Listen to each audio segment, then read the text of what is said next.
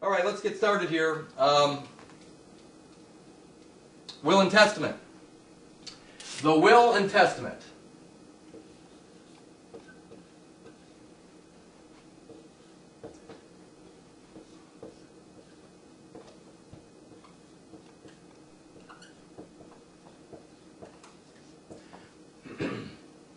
You know, I should probably tell a quick story for everybody to understand that everything I'm going to talk about today basically hinges around this simple story. Here's what's happening, what has happened to all of us, and has happened to everybody, ultimately since 1933. Since the New Deal, since the ultimate bankruptcy of the United States, where the international bankers, the Bank of England, took control, or basically took ownership of the United States. So mom, your mom, your mom, your mom, all of your moms, everybody. Mom goes into a hospital, a public hospital, anywhere in America. Actually, mom goes into a hospital anywhere in the world where there's a central banking system. Mom goes into a hospital. The hospital is considered a public hospital, but it's also considered a charitable hospital.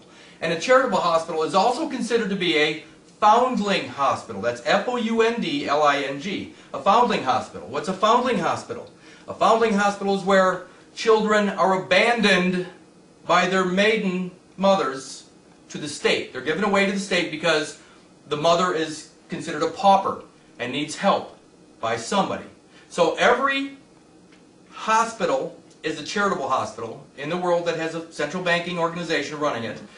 Every charitable hospital is a foundling hospital where every child born within it is considered a foundling and abandoned to the state. What does that mean? That means that the child, here's the way it works. Mom goes into the hospital, abandons her child, the state picks up the child, legally adopts it through a legal process, not a lawful process, but a legal process. The state becomes the guardian over the child's estate and administrates over the child's estate until he's 18. At 18, the child should be able to take over administrative authority, but cannot, because the child never takes responsibility for his estate, for his property, for his life, and because of that, the state continues to administrate for the man or woman at this point for the rest of the man or woman's life.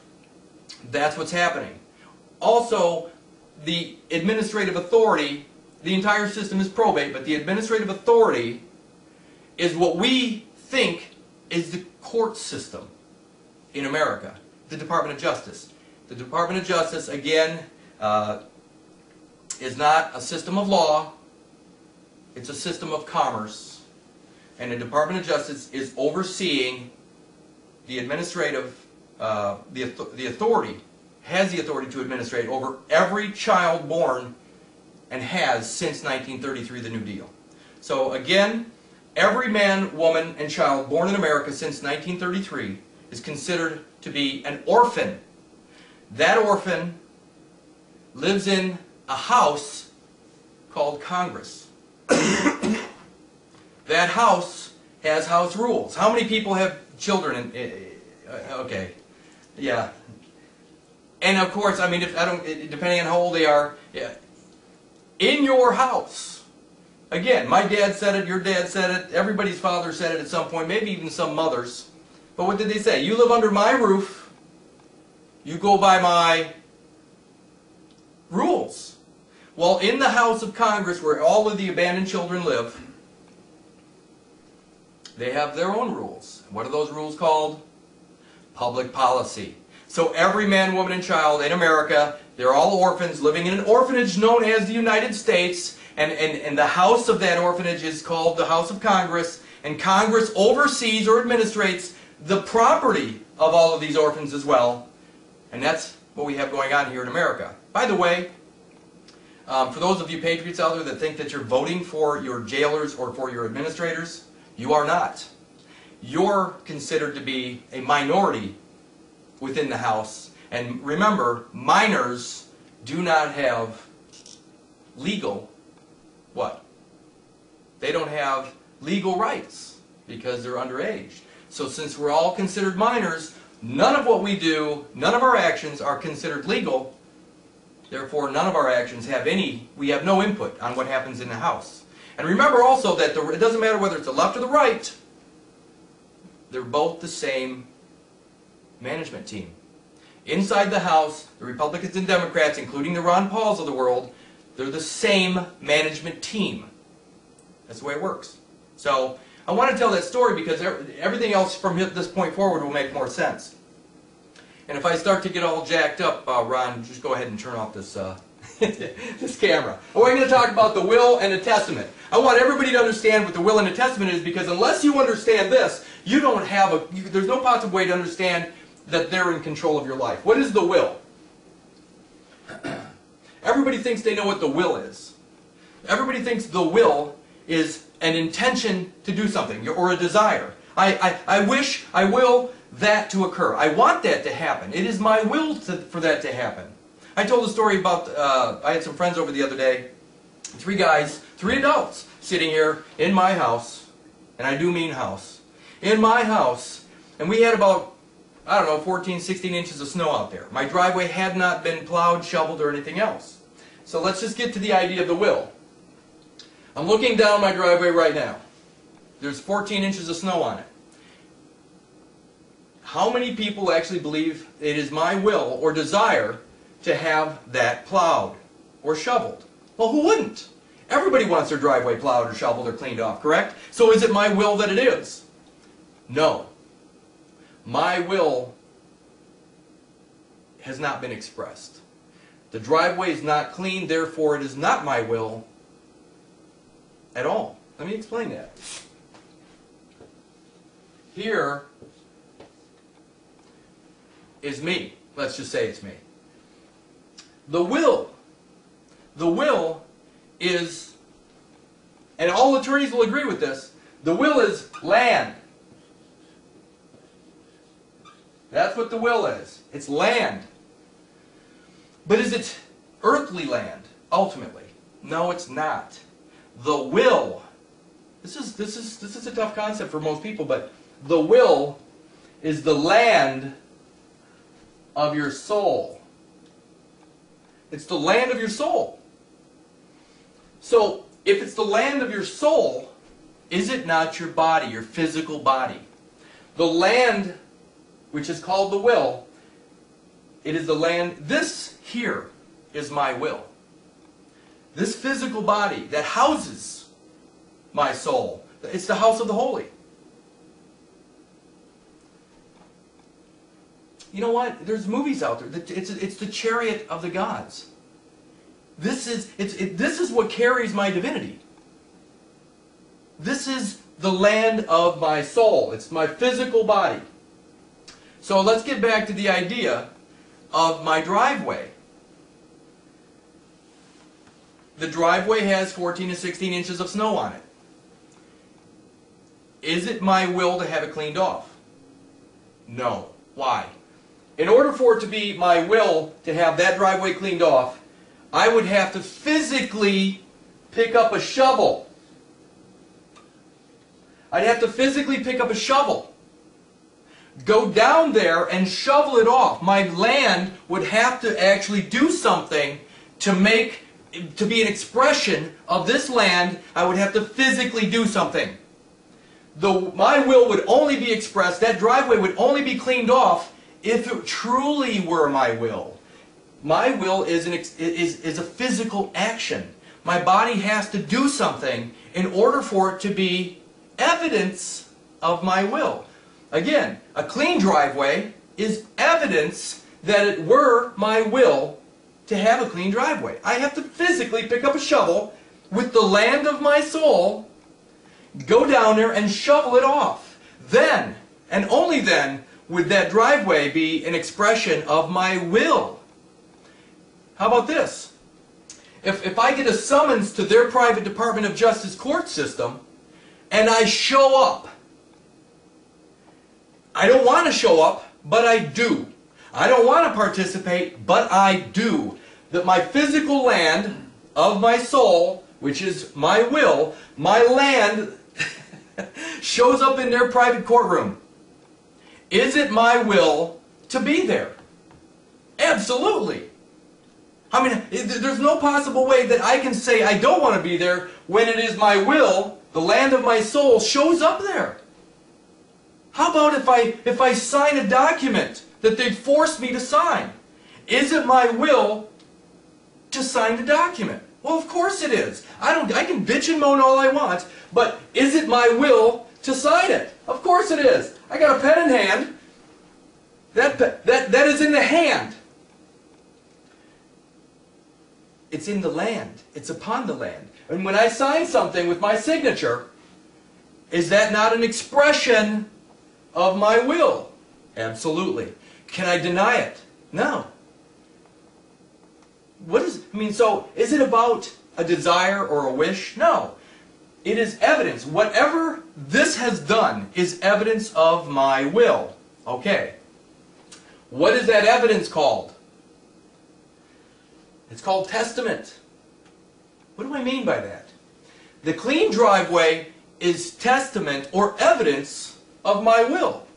I picked up with the land of my soul a shovel, went down there and cleaned off the driveway. So the clean driveway is evidence of my will. We're going to call it product. What's a better word? How about fruit? Produce. Yeah, it's the produce. It's the product, the produce. It's the fruit of the soil of the land. It's whatever the land produces. So the land picks up, again, the land being of my soul, it is my will. I pick up a shovel, I clean off the driveway. A clean driveway is the fruit, evidence of an act of my will. That fruit is also the fruit of my labor. Whether it's intellectual or physical. That is called property.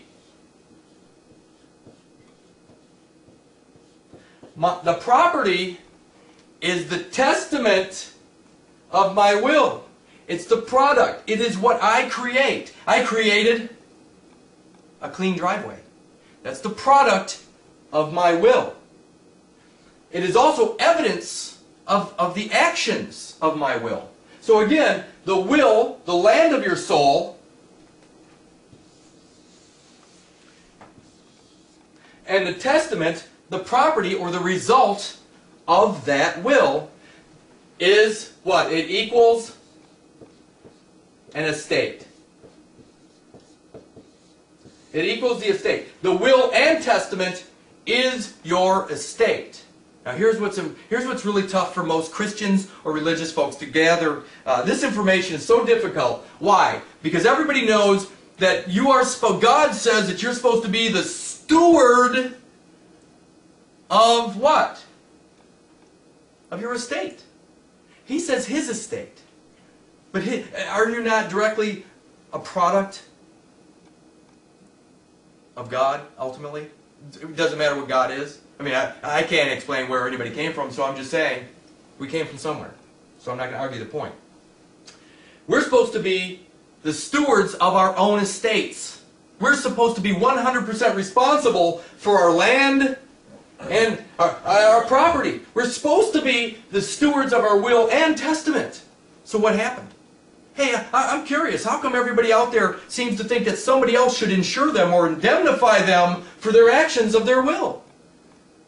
I mean, don't you think that maybe we're bowing down to two gods, maybe, or two masters? How can you possibly believe that there's a God in heaven or whatever, and you're the steward of your estate, when you turn around and you expect something from the state, District of Columbia, the House, whatever you want to call it? How can you consider yourself the steward of your life if somebody else is, what, managing it? How about insuring it? Anybody here got automobile insurance? Really? So who's responsible for your driving? You or somebody else? If it's somebody else, you're not the steward of your life. If it's somebody else. Hey, how about does anybody have insurance, life insurance? Or how about health insurance? Obamacare. Anybody fighting for that? How about Social Security? How about letting somebody steal your property throughout your life, but then blaming them that there's nothing there at the end, and thinking that maybe some other 15, 16, 17, 18, 19, 20-year-olds should be working to make sure they take care of your estate? Is there anybody here that actually is responsible for their life? It's just a question. I can't see it. I mean, unless you're 100%, and I mean 100%. But what is the United States doing right now? Making it impossible for anybody to be responsible. In fact, don't they tell you everywhere? I mean, you're irresponsible if you don't have insurance. They're telling you that you're irresponsible if you don't have insurance. I mean, how are you supposed to take care of your brothers and sisters? How can you possibly think that you're responsible if you don't have insurance? Well, let's just lay it out there. Insurance is irresponsible. If you have somebody else indemnifying your will and testament, I say that's the ultimate in irresponsibility. And you know what? You're serving another master anyway. I would say that the master at that point, your master, is the state. Not mine. I'm out. But your master is the estate. Is the estate known as the United States. The House known as Congress. That's your master. So I hope everybody got the idea that the will is the land of your soul, and an act, whether it's through a pen, your hand, or a shovel. Anything that the land does is an act. It's evidence of the will. And the evidence, the outcome, going to work as a machine tool guy, a mechanic, it doesn't matter. Whatever you do intellectually or physically, the product of that will, of that labor, is yours to keep. Yours, nobody else's. So why is it that we for some reason have to give up some huge percentage of it to some other master? Yeah, that's my question. Because we have allowed somebody else to take care of us. Again, remember what I said earlier. We are all orphans in their house. They did something in 1933 through FDR's New Deal to steal our will and testament from us. Okay, so let's see, where should I go next? Okay, yeah, you in the back? Will you not give the explanation and maybe the analogy of liability now? On the right? Yeah. Okay, well, liability, I kind of tapped into that just a little bit. Liability is, okay, land. A farmer. A farmer, again, are we not the landholder here? It's our will, it's our land. But let's just think of a farmer out there somewhere who has, I don't know, 40 acres, 400 acres, it doesn't matter. But he has a bunch of nice tractors. And a bunch of his buddies come over and start riding around on his tractors, playing chicken. The landowner screams at his buddies, "Get the hell off there, somebody's going to get hurt." And one of his idiot buddies says, "Hey, who are you to tell me, what to do?" Well, here's the thing. The landowner, the property owner, can tell these guys anything he wants, including get the hell off my property. Why? Because all liability, 100% of the liability lies with this man, the farmer. Why? Because he's the owner. All liability lies with the owner. The owner. So here's this man out there screaming at his buddies to get off the tractors because why? Somebody could get hurt. If somebody got hurt, who's liable for their injuries? Well, they're going to scream he is. Why? Because they're not going to take responsibility for their actions. They're going to say, "Hey, I was on your land." Liability is taking responsibility for your land and taking if you take responsibility for your land, you're also taking responsibility for the product of that land or the testament known as property. If you're driving down a road behind the wheel of a car, the man is behind the wheel. The car is the property of the man. If the property runs over a mailbox across the street, who is responsible for getting the mailbox fixed? Well, the property is the product or testament. The car is a result of this, the labor of this land. So the car is the property. The property does damage to the mailbox. The owner of the property is liable for the damage. So again, the property did the damage. The owner pays the damages. Why? Because he is 100% liable for his actions. The land, just like the farmer. Again, here's another part of liability. If you're 100% liable, who has the rights? 100% liability. If you're the only one with responsibility, the only one with liability, who has the rights? The only one with rights is the liable man or woman. With liability comes responsibility, but with liability comes the voice or the rights. Without responsibility, without liability, do you have any rights? No. In fact, if you insure the land, you have given up the rights. Why? Because you've given up the responsibility. If you insure it, you're letting somebody else indemnify those actions, so who has to pay in case something happens? The collective. All your brothers and sisters has to pay for your negligence. Why? Because you've let somebody else indemnify your land or your property, your testament. Liability is the most important thing we got going here. Thank you, Dean Clifford, by the way. But liability is, with full liability, with full responsibility comes the voice. Without the voice, without liability, you have no rights. What do you get? In fact, when you insure yourself through Allstate or American Family, when you insure yourself, what happens? You're letting somebody else be responsible. But those that are responsible then have what? The rights to tell you what to do. You lose your rights the moment you give up liability. In fact, you lose all rights the moment you give up liability. When you want somebody else to do something for you, they have the voice. Did you have a question? That's it? Uh-oh, where was I? Okay. I hope everybody has this idea, because if you can't understand that the will... Attorneys, isn't it amazing? I'm going to close with just this on this segment. Isn't it funny that you don't ever hear the word testament anymore? Why don't you hear the word testament anymore? Because in 1933, they took all the property away from the masses to do what? Basically insure the international banks of their, what? Debt. 14th Amendment corporate citizen status.